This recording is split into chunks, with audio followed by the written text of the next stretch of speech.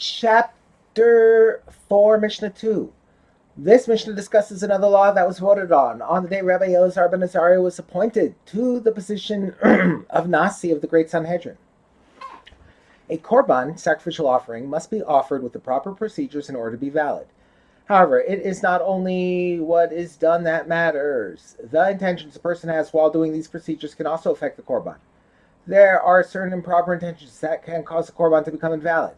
Our Mishnah deals with one of these invalidating intentions, offering a korban with the intention that it should serve as a different kind of korban.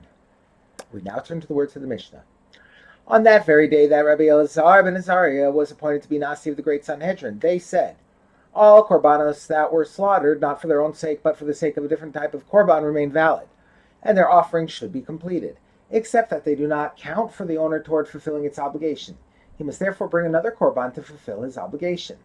The exception to this rule is the law of the Pesach offering and the Chatas offering, both of which become completely invalidated if they are slaughtered for the sake of another type of korban.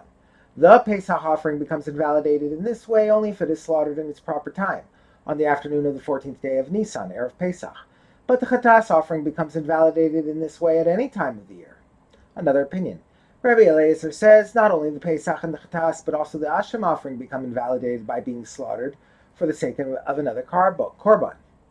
The Pesach becomes invalidated in this way only if it is slaughtered in its proper time, on the afternoon of Erev Pesach, but the Chatas and the Asham become invalidated in this way at any time of the year. The Mishnah cites the third opinion. Rabbi Shimon ben Azai said, I received a tradition from the 72 sages of the Great Sanhedrin, on the day they appointed Rabbi Elazar ben Azariah to the position of Nasi, that all korbanos that have parts that are eaten, that were slaughtered not for their own sake, but for the sake of a different type of korban, remain valid, except that they do not count for the owner toward fulfilling his obligation. The exception to this rule is the Pesach and the Chatas, which, although they are eaten, become completely invalidated by being slaughtered for the sake of a different korban. Rabbi Shimon ben Azai says virtually the same thing as the Tanna Kama. The only thing he adds are the words that are eaten. The Mishnah explains what Rabbi Shimon ben Azai means to add with these words.